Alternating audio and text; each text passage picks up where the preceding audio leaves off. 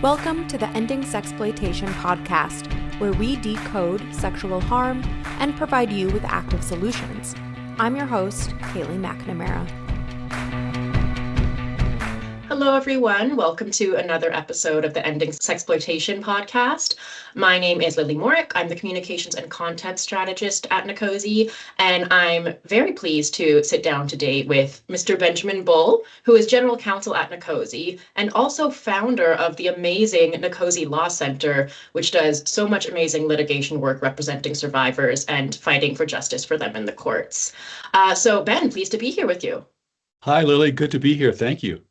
Thank you. So today we are going to talk about a topic that Ben has a really impressive amount of experience in, which is the topic of obscenity and how that relates to the fight against the harms of pornography. So to start us off, Ben, in case people don't know, can you just define what is obscenity for us? Well, obscenity is a term of art. Some people think something may be obscene to them in a subjective way, but according to the Supreme Court, there's a three-part test that specifies or defines what obscene material is, or obscene pornography. And if it's obscene, it has no First Amendment protection. Under the so-called three-part Miller test, Miller versus California, to be legally obscene, material has to appeal to a prurient interest in sex. That's a morbid, degrading, shameful, lascivious interest in sex. That's what prurient means. Number two, it has to be patently offensive under the contemporary community standards of a community. Now, there's patently offensive based upon local community standards. And three, it must, taken as a whole, lack serious literary, artistic, political, or scientific value. If pornography or sexually explicit material falls within the purview of that three-part test, it has no First Amendment protection. It can be totally banned by the government, state, local, or federal. In fact, it is banned by the government. Sometimes these laws are not enforced. But basically, obscenity is a subcategory of pornography. So technically, there is some pornography that has some degree of protection under the First Amendment for adults.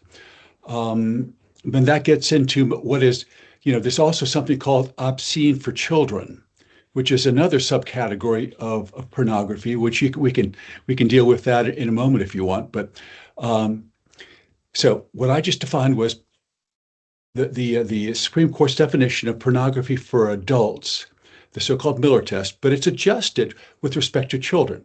So you can ban sexually explicit material or pornography for children that may be protected for adults because it doesn't meet the three-part Miller test, but would be obscene for children because it's patently offensive for children under contemporary community standards. It appeals to a child's prurient interest in sex and lacks serious literary, artistic, political, or scientific value for children. So material which may be protected for adults can still be banned for children, like materials in an airport or some kind of bookstore where materials are behind the rack. Adults have a right to see those, but children do not.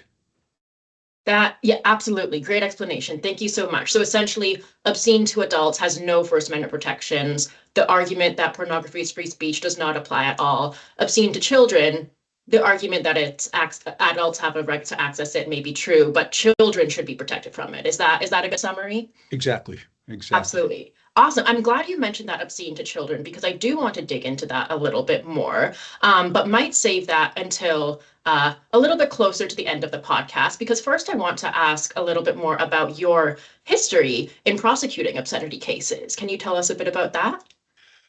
Sure. When I started my career, I was an assistant city attorney in Virginia.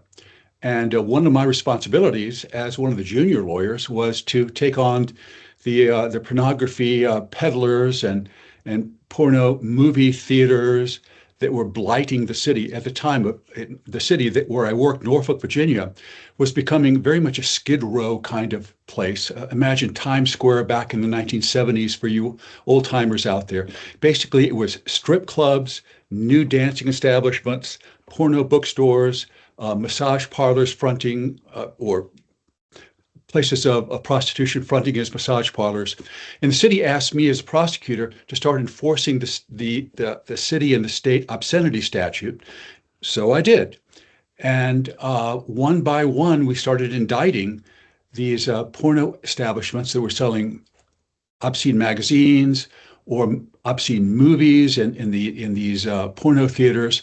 And one by one, we began asking for jury trials. We found that juries were very eager to enforce the city's obscenity statute.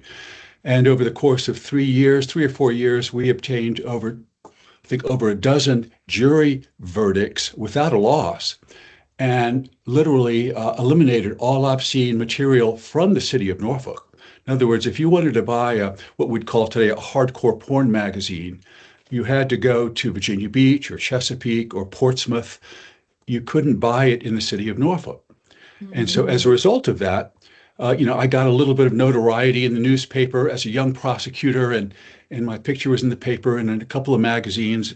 Look what Norfolk has done. And people are looking at Norfolk and going, wow, you really can clean up the city and reverse urban blight and reverse, the fleeing of the middle class from urban centers. You can reverse that.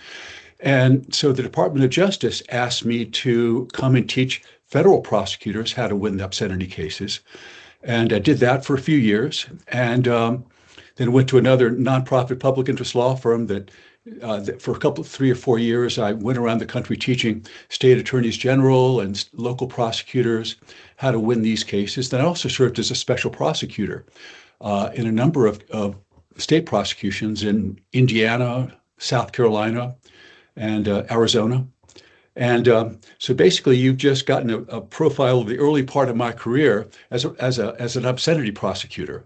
And I went on from there and did other things, but that's how I sort of know the definition of obscenity. It's almost like rote in my head because I spent so much time teaching it and helping prosecutors be successful. Absolutely. And that is incredible. And thank you so much for that work. I remember when I first joined NCOSE as an intern 5 years ago, I remember reading about your work and seeing the picture of young you in the newspaper. And I had learned a little bit about obscenity and pornography on my own. And I was just thinking, oh, I'm apparently colleagues with a celebrity now. So thank you for doing that. It's interesting. This was before the age of the internet. Mm-hmm. And winning obscenity cases then was much more difficult than it would be today.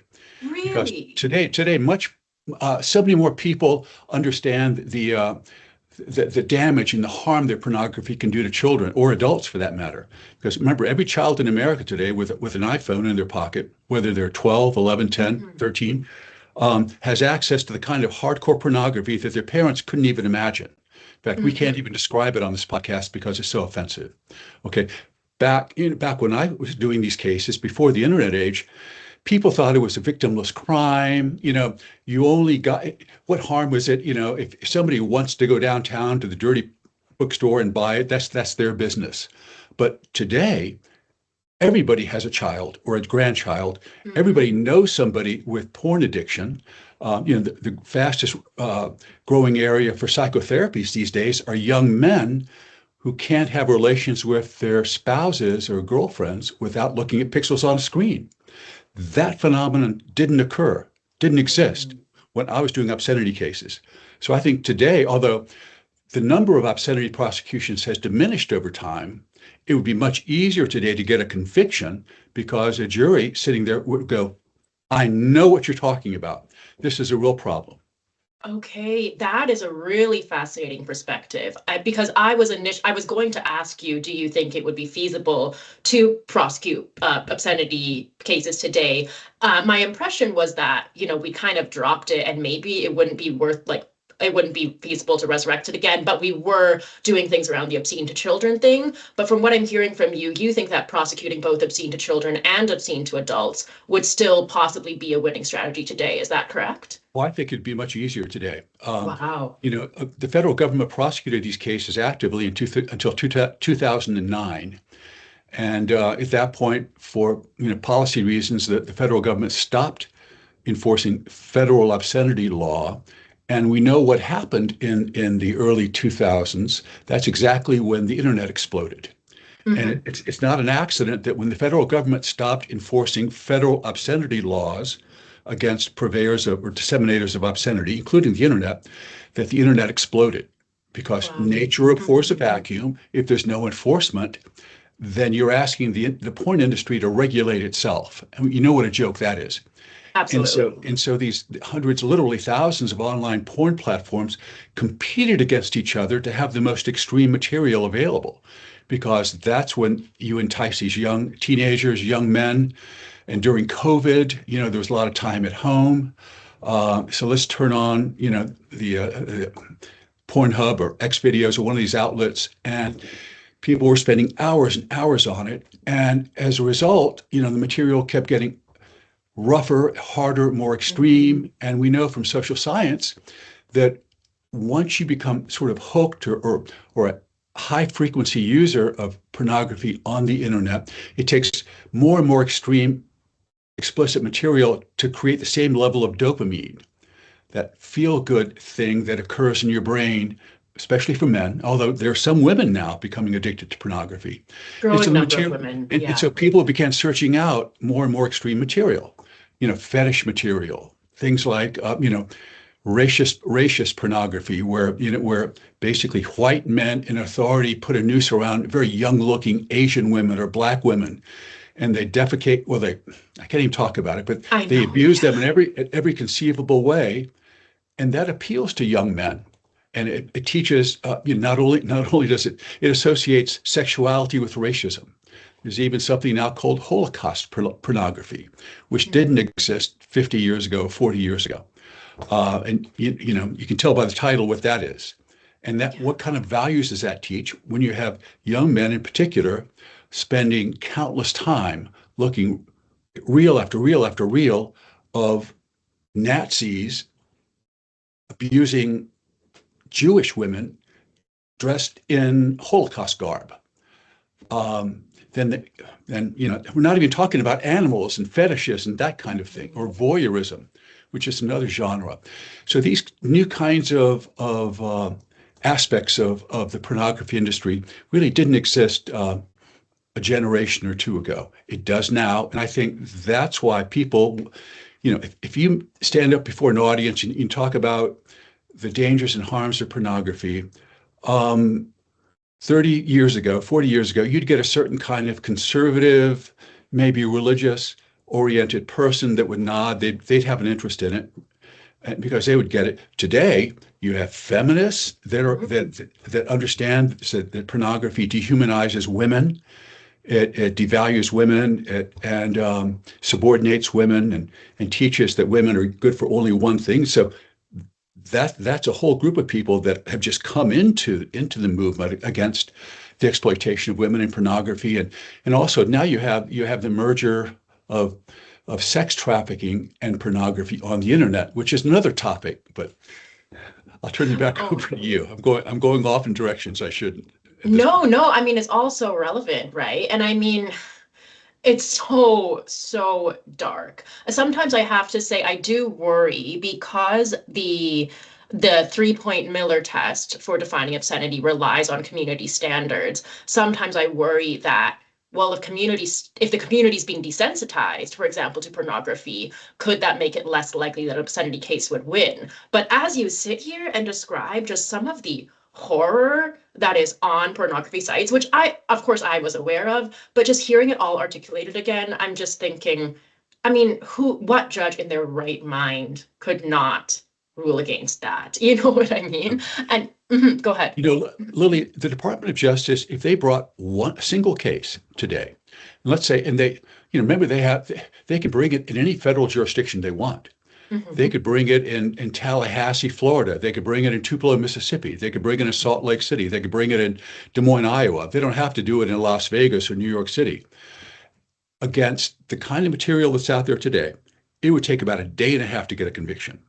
Really? And if you were to say that, I'm talking about, you'd have to select the most extreme material out there, which may involve women, animals, fill in the blanks. So many things. Yeah, so many things. Or Holocaust.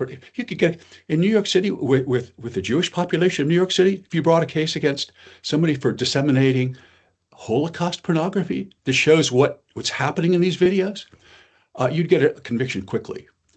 And that's the now it's doing obscenity prosecutions is hard work because, doing child pornography cases or CSAM, child sexual assault material, is much easier. In fact, child pornography cases are slam dunk.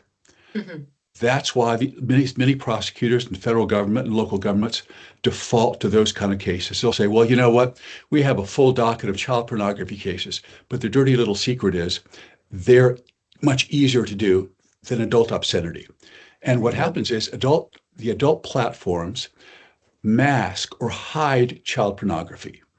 If you have unlimited, unregulated, obscene material on the internet, you're going to, as a result of that, you're going to have countless child pornography images smuggled in amongst them. Because when you upload content to the internet, there's no requirement that you only upload images of people that are 18 or over. In other words, there may be a legal requirement, but the online platforms don't check to see if a person is 14 or 18.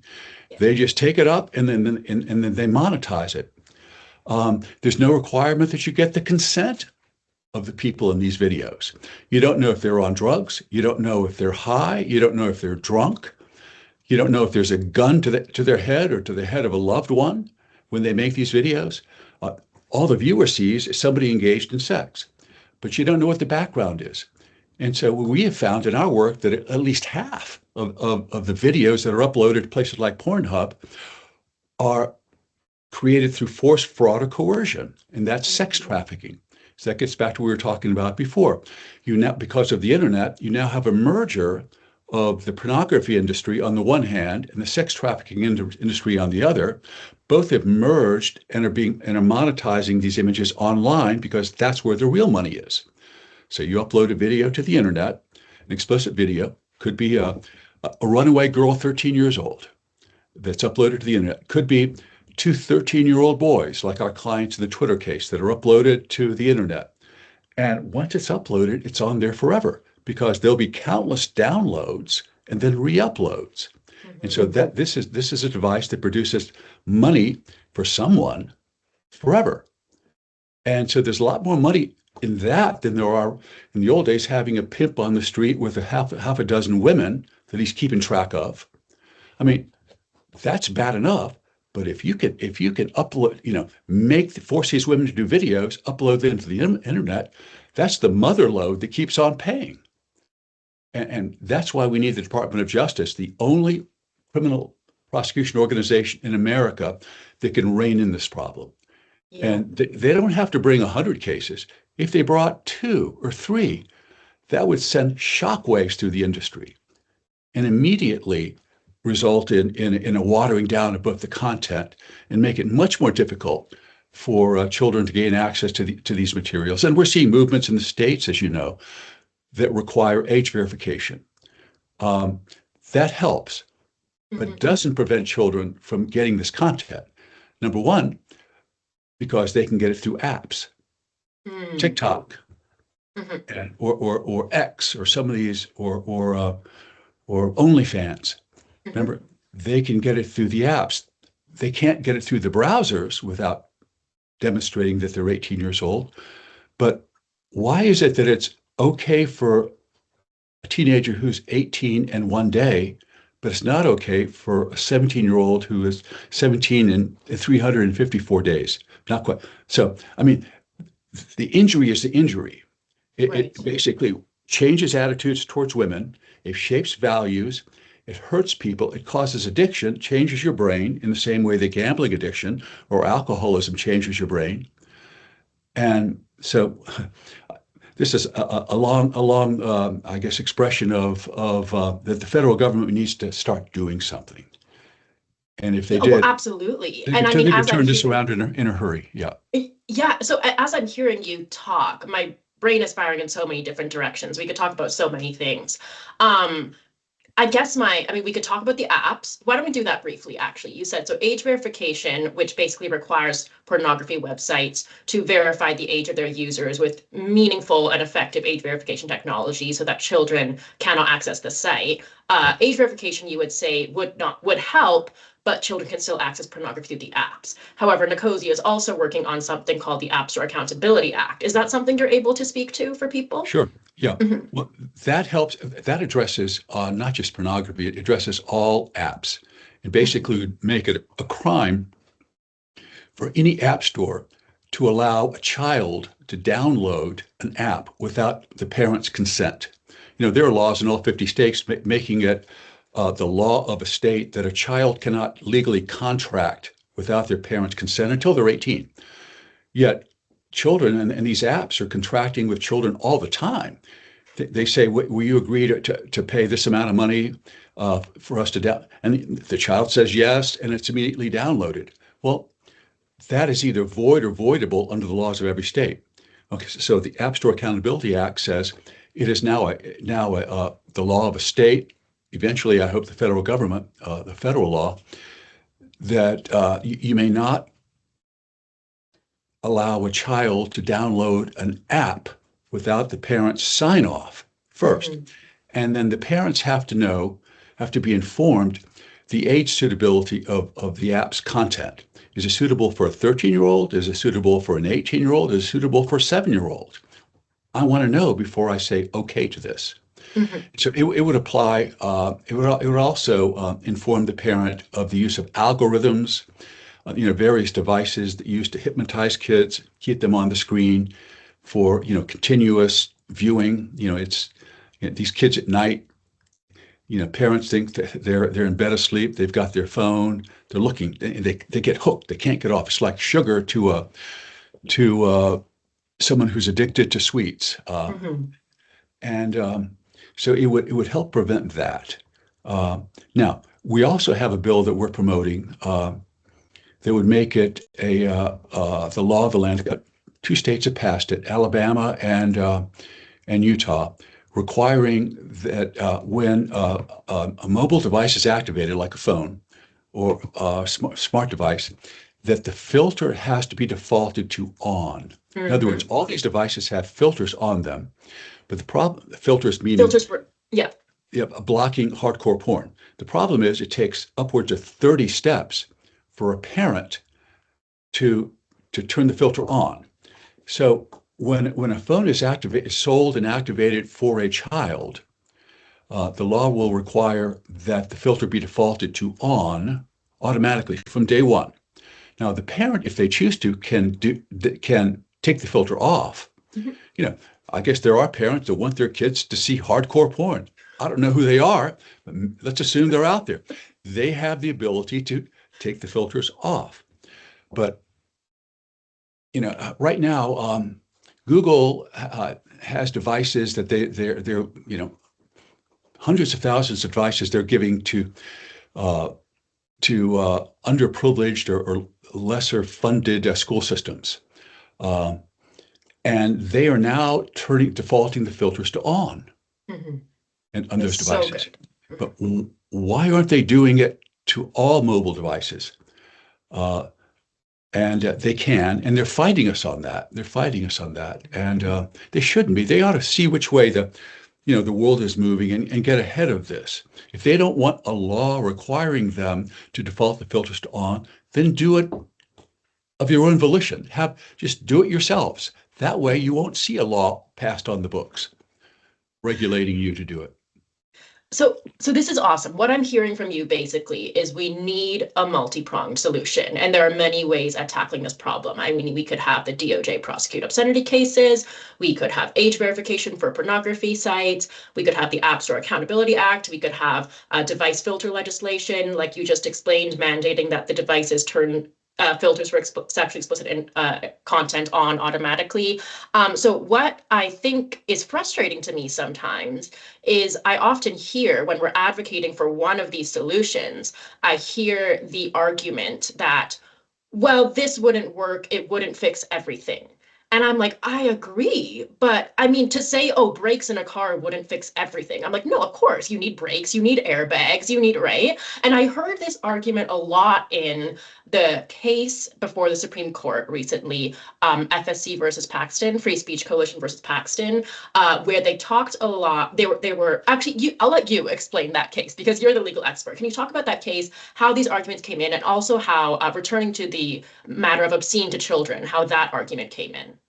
Right. Well, we helped Texas and Senator Paxton, who was the wife of the sitting Attorney General. The case is named Paxton because he was the one who was sued, but the hero of the case, it was Senator Paxton, his wife, that was the prime mover and driver behind the legislation.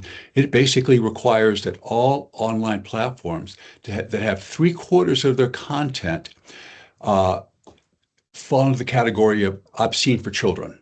Remember? Also called harmful to minors or obscene for children, that they have to obtain verifiable proof that a person accessing that platform is an adult. That could be a driver's license, a government issued ID, just a variety, or there are various third parties that they're in the business of validating age for online, for accessing gambling sites, for example, things like that. And of course, the big tech,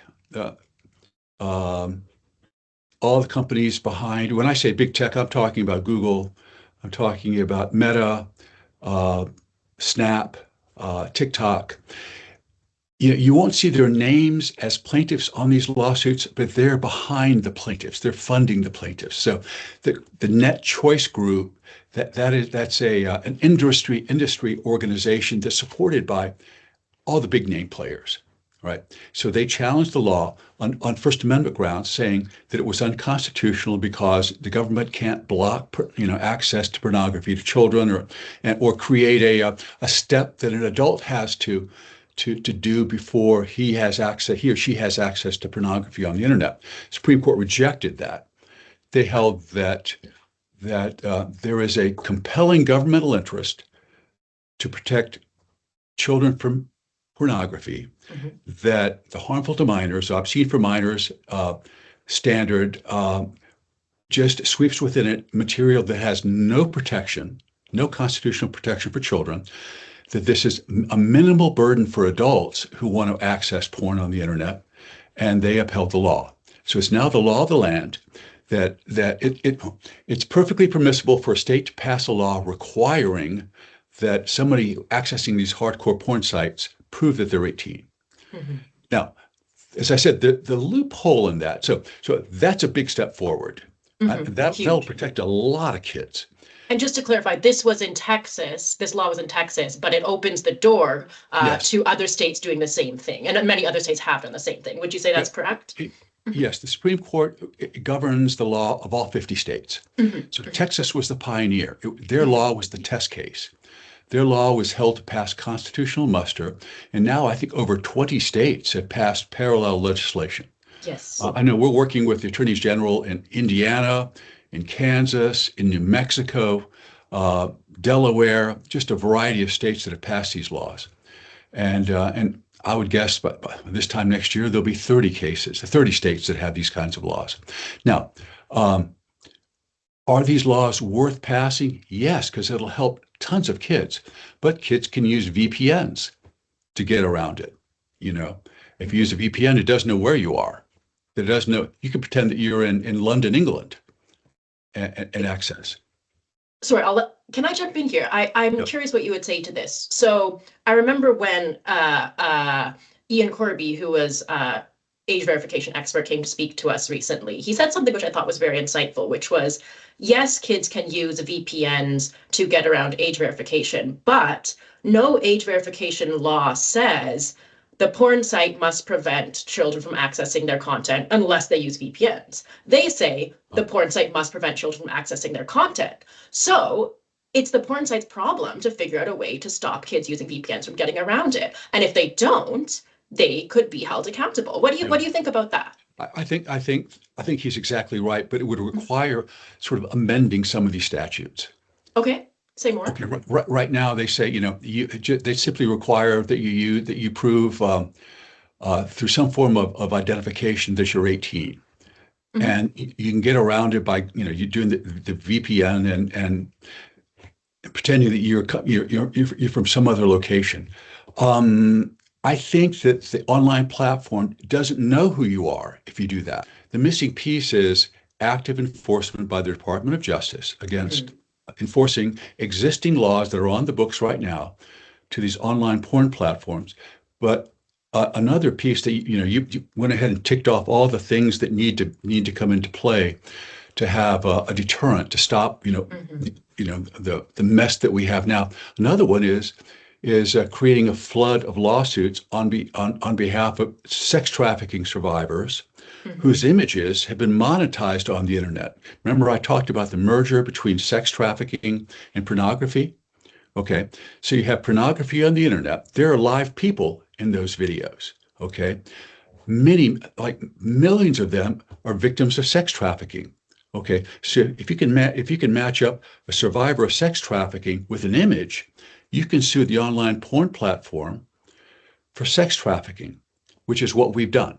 Yes. Okay, Yeah. which is what we've done. So we have a class action lawsuit right now against Pornhub in federal court in Alabama, and we've been through discovery, and now they want to mediate this and resolve it without a trial, and so we're in the middle of all that. We'd like to go to trial. They don't want to go to trial. And then we have a couple of other lawsuits around the country. And our model for this litigation is the anti-tobacco litigation. And in the you're too young to remember this, but there was a day, Lily, when people at these tobacco companies said that smoking is does it not only make you look cool, if you use a filter, it's good for you. Yeah. And that was their advertising. And then on what science? They'd have these beautiful people smoking cigarettes. And, if you want to be cool and capture the handsome guy or the good looking woman, you have to have a cigarette in your mouth. And everybody smoked in all the movies. And these lawsuits were brought on behalf of people getting lung cancer in the 50s and 60s and early 70s. And they were all being dismissed, lost. Slowly, though, the culture and the science changed. The science, just like it's happening with the science, we're seeing social science in connection with pornography, the science in connection with the harms of tobacco progressed and showed that there's a direct causal link between cancer and tobacco. And your advertising, how you're advertising tobacco is killing people. In fact, you're lying about it. You're saying that it doesn't harm you at all. In fact, you're saying that filters are good for you. Well, you don't see those ads anymore, but I do. When I was a young person, the tobacco companies would sell little candy cigarettes made of nothing but sugar. And so you'd chew it, or you could blow out the end and little fake smoke would come out. And they were marketing to children, right? As young as, 5, 6, 7 years old, getting them used to holding these little things in their mouths. Well, that's all gone. And so the science and the culture caught up. And now there are laws in every state and federal laws making it a crime to smoke inside a building where other people are. In fact, you'll be arrested if you smoke within 100 feet of a public airport of a door. So when I was a young person, if you went out to dinner or went into any place to have a drink, a beer or something, your hair would stink, your clothes would smell of tobacco. Everybody smoked. In the law office where I worked for many years, people would walk around smoking. People would walk into your office, sit down in a small office, light up, smoke a cigarette. Well, today that's unthinkable. Okay. Well, we can do this. That's because the litigation and the culture and the science merged. And now all the lawsuits that are brought on behalf of the victims, the cancer victims from smoking tobacco, they're winning their cases like mad. Now, I think there's a skull and crossbones on every cigarette pack talking about how deadly this is. Who would buy this? Plus, it costs about $10 a pack now. I would love to see that for pornography. Please issue the skull and crossbone warning. It is doable. It is doable. Yes. And this model of litigation can be replicated, and we're trying to do that. First you have to win some cases, and then the really good plaintiffs' law firms that are watching this, they see blood in the water. And these online porn platforms, they don't have millions or hundreds, they have billions of dollars. They're sitting ducks for the really big time plaintiffs law firms to come in and represent victims of sex trafficking and start winning these cases. Well, our hope and our goal, our business model is to be at the pioneer, to file the first such cases, to win them. We're going to take our lumps along the way, but eventually win them and then have an ocean of other lawsuits coming in, not dozens, but hundreds of lawsuits against these online platforms that will affect change. It'll affect legislation. And legislation can come from mandates from courts. You can issue a nationwide injunction against these online platforms now. One judge sitting in one federal court can do something sometimes that the Congress can't even do, right? I'm not arguing that they should, but they do, right? And so that's the power. That's the power of sitting federal judges these days. And so that's at the NCOSE Law Center. That's part of our business model, and we are litigating. And then the other thing you didn't mention but could is getting the Supreme Court to knock down something called CDA 230. All right. Oh, this could be a whole other episode, and we have talked about it before. But yes, please go ahead. It could. I know. And there's a law on the books that immunizes online platforms from any content that's uploaded by a third party. Okay, that's been held to immunize them from lawsuits like the ones we're filing. But we have a case right now going on. It's on petition for cert to the Supreme Court. It'll be filed at the Supreme Court in early February, a lawsuit against Twitter, where we have two 13-year-old children whose child porn images were monetized. Hundreds of images were monetized and shown on Twitter, now X. Twitter knew about it. They acknowledged that they were monetizing it and refused to pull them down.